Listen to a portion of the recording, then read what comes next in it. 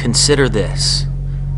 We live on a water planet, providing habitats for most of the world's living things, and most of them, including us, are almost entirely made up of water.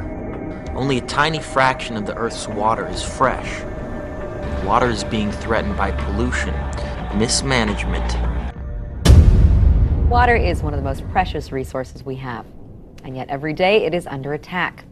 And it's put at risk by large corporations who leak chemicals into our rivers and streams, the fossil fuel, chemical, and pharmaceutical industries, and by the often cozy relationship between regulators and the companies that they're supposed to be watching. People are becoming more aware how tenuous and precious our fresh water supplies are.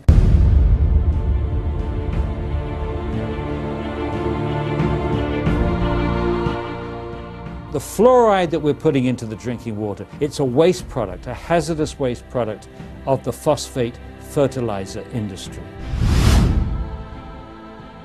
Hexafluorosilicic acid, or HFSA for short, is the fluoride chemical added to our water. This HFSA slurry is not pure, containing trace amounts of arsenic, mercury, cadmium, thallium, radionuclides, and lead.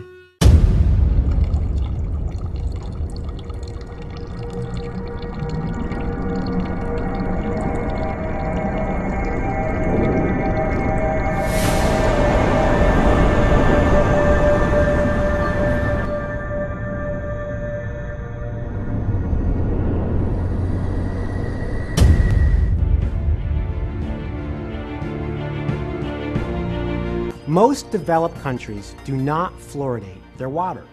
Most of the European countries that oppose fluoridation said so because they did not believe in using the water as a vehicle to distribute a drug to its citizens. They thought that it was unethical. Fluoride is the only chemical that we add to the water supply, not to treat the water, but to treat people. We're using the water supply as a vehicle to deliver medicine, and it's a clumsy vehicle. Because once you put the medicine in the water, you can't control the dose that people get because people drink different amounts of water and they get fluoride from other sources as well. You can't control who it goes to, so it goes to every human being. It goes to babies, it goes to elderly people, it goes to sick people, it goes to people with poor nutrition, people with poor kidney function. And to add more to the preposterousness of this practice is the fact that you are violating the individual's right to informed consent to medication. Every doctor learned that before they give a medicine to a patient, that they have to explain to the patient what the downside is, what the side effects are, and what the benefits are, and then the patient chooses. That choice is ripped away with us from water fluoridation.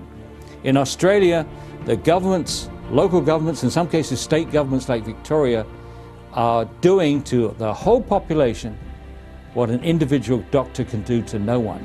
The whole concept of mass medication, fluoridation in the water breaches a fundamental universal human right, and this is actually written down into various UNESCO and United Nations documents on human rights. Every human being has an absolute right to refuse medical treatment, and fluoridation amounts to civil conscription and the abuse of their fundamental right to informed consent and the right to say no to a medication.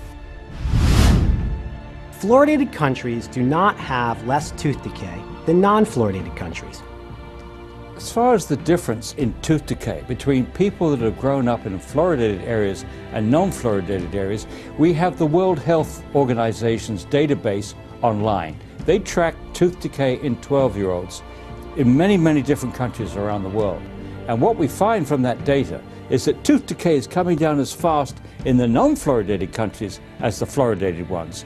The fact that there's not one single process in the body that's been shown to need fluoride, that fluoride is not an essential nutrient, it's absolutely daft to be swallowing fluoride with every glass of water that we drink. Fluoride affects many tissues in the body besides the teeth. Fluoride is brain damaging, it's neurotoxic. We have over 300 plus studies which shows that fluoride can damage the brain. Fluoride is an endocrine disruptor and can affect many things in the body, including the bones, the brain, the thyroid gland, the pineal gland, and even blood sugar levels. The World Health Organization's specialist report into low-dose endocrine disruptors, that is, disruptors of your hormone systems, states that fluoride causes diabetes and cancer. Fluoridation is not a natural process. Municipal water supply for a community or a town or a city should never be tampered with. I started to believe that it was unethical to actually drug a population with fluoride. 40% of American teenagers show visible signs of fluoride overexposure. When fluoridation began, they thought that children who had fluoride at about 1 part per million would have lower tooth decay, but the price would be about 10% of the children would have dental fluorosis in its mildest form.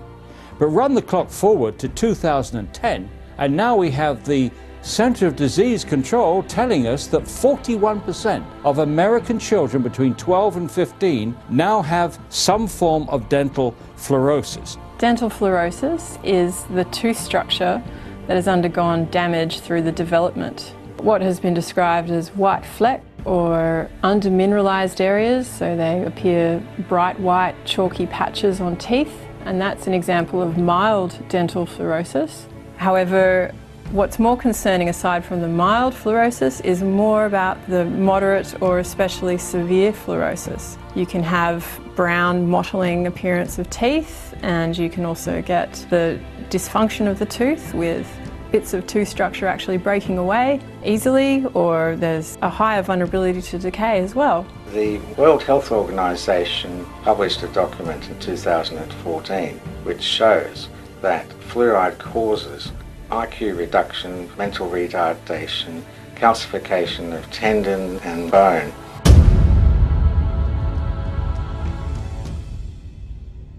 And there are other sources of fluoride as well.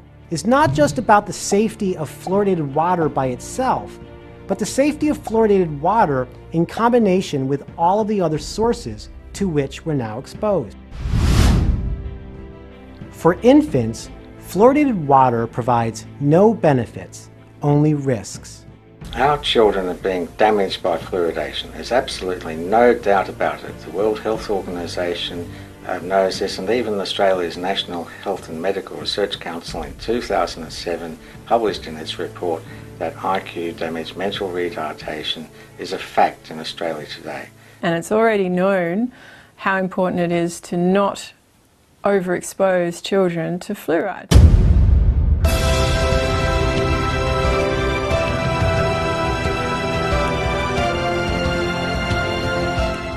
Our water is the most precious thing that we have right now, and it's under attack. It's under attack from the fossil fuel industry, it's under attack from the chemical industry, and in some ways it's under attack from the pharmaceutical industry. We don't have the filtration systems to catch all this stuff. When you have clean water and you know it's clean, then it becomes something you care about. Clean water starts with you and me.